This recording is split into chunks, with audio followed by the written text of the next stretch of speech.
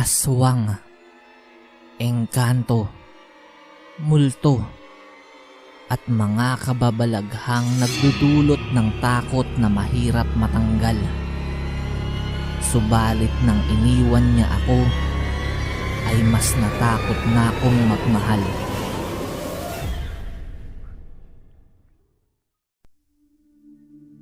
Ang kwentong ito ay ipinadalang muli ni Rene. Nangyari ito sa probinsya ng Bicol. Walang eksaktong taon. Simulan na natin ang kwento. Magandang umaga pong muli, Captain Kokak. Muli ay itago nyo na lang po ako sa pangalang Rene.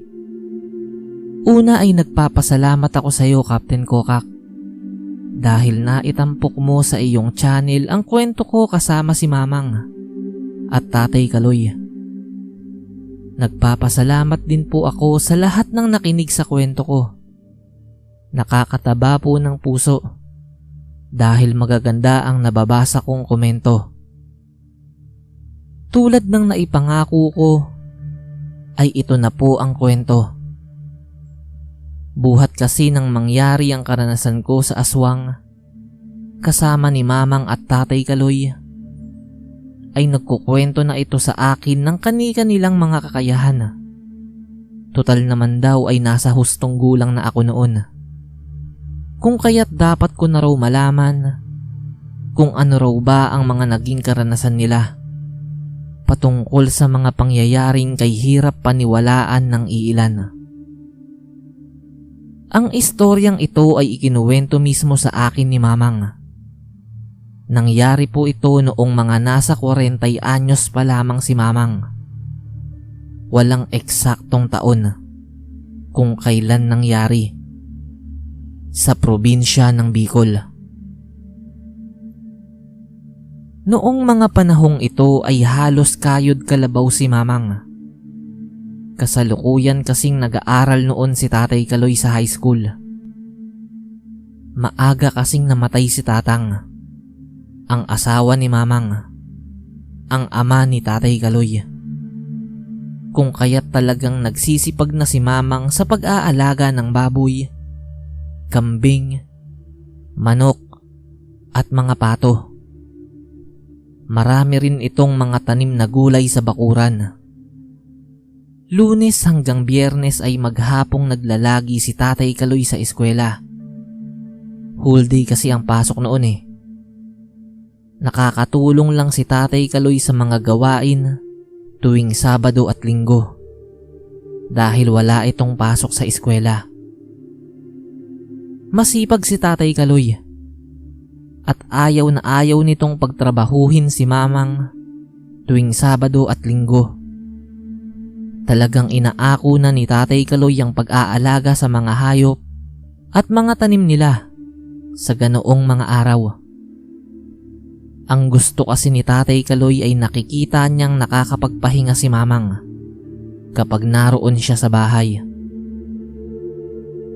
Pero madalas ay hindi naman talaga buong araw nakapagpapahinga si Mamang kapag Sabado at Linggo. May mga tao kasing mula sa lugar nila at kadikit na bayan ang bumibisita rito para magpagamot o kaya ay magpahilot. Ni minsan ay hindi tumanggi si Mamang sa mga taong lumalapit dito. Kasi wala namang malapit na ospital sa lugar nila noon eh. Umaasa lang talaga sila sa panghihilot at panggagamot ni Mamang. Isang umaga ng Sabado ay may bumisita sa bahay nila Mamang. Babaeng buntis iyon. Kasama nito ang asawa. Magiliw naman silang sinalubong ni Mamang. Tinanong ni Mamang kung magpapahilot daw ba yung babaeng buntis. Kasi raw ay parang maliit pa naman ang tiyan nito. Hindi maganda para sa sanggol kung ipapahilot na iyon kaagad. Sumagot naman ang asawa ng buntis na hindi raw sila magpapahilot. Inilahad ng lalaki ang mga nararanasan nila. Kasi daw ay may nakikita silang isang matandang babae na palaging dumaraan sa harap ng bahay nila. Humihinto raw iyon ng ilang segundo. Tapos ay tumititig sa asawa niyang buntis. Saka muling maglalakad papalayo. Tapos ay may mga gabi rin daw na may naririnig silang tunog ng tik-tik. Sa mga oras daw na humihina ang tunog na iyon, ay sa kanila nararamdaman na parang may kumakaluskos sa bubungan nilang gawa lamang sa pawid. Doon na umiyak yung babaeng buntis. Sinabi nito na pangalawang pagbubuntis niya na raw iyon. Nalaglag daw yung unang ipinagbubuntis niya. At yung matandang babae raw na humihinto sa harapan ng bahay nila ay ang matandang babae ring humihinto noon sa harap din ng bahay nila noong panahong una itong nagbuntis. Dahil doon ay naiyak na rin si Mamang at hinimas-himas ang likuran ng babae. Matapang si Mamang, pero noon pa man ay iyakin na ito at mabilis maawa sa kapwa.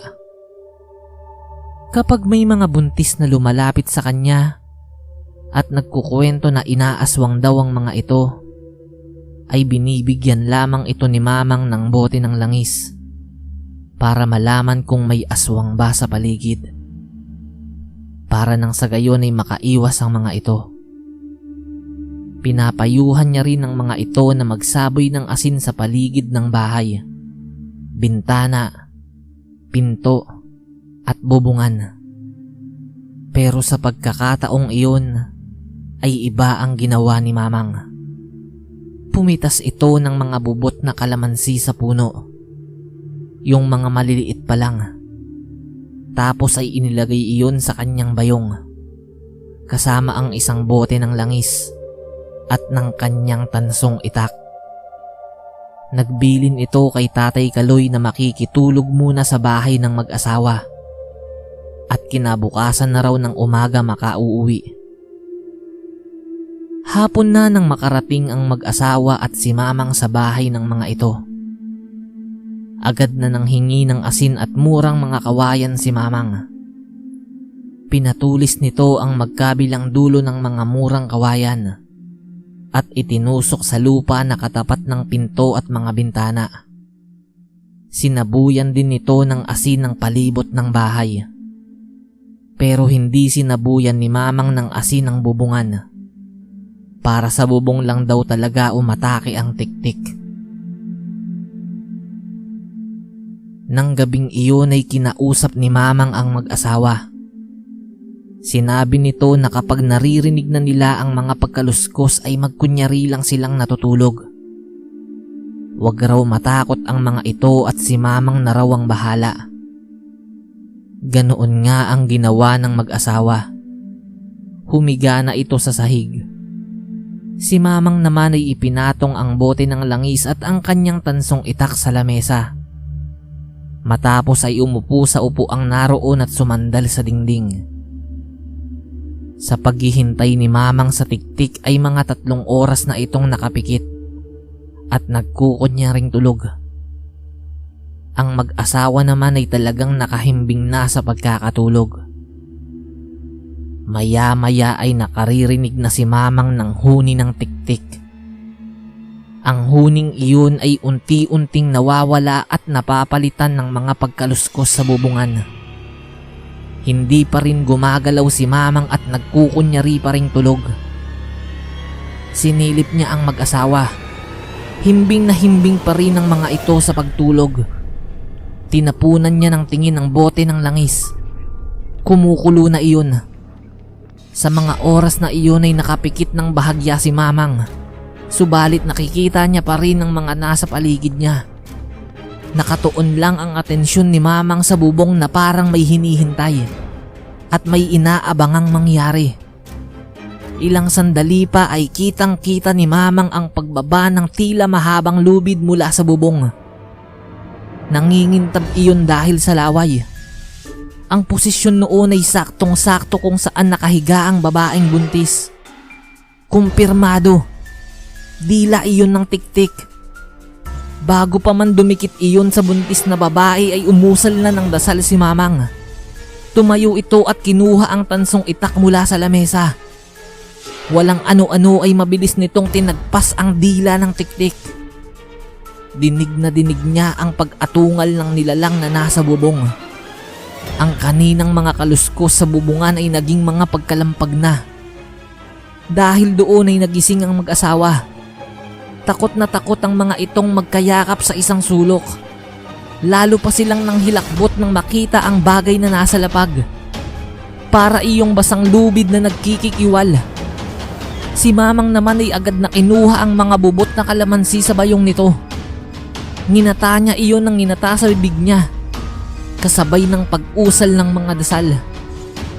Napagdakay idinura ng idinura sa dila ng tiktik na nasa lapag.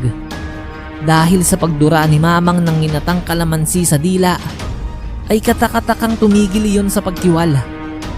Tapos ay umimpis din iyon na parang mas makapal na lamang ng kaunti sa sinulid na ginagamit sa panggaganchilyo. Binuksan ni Mamang ang bote ng langis.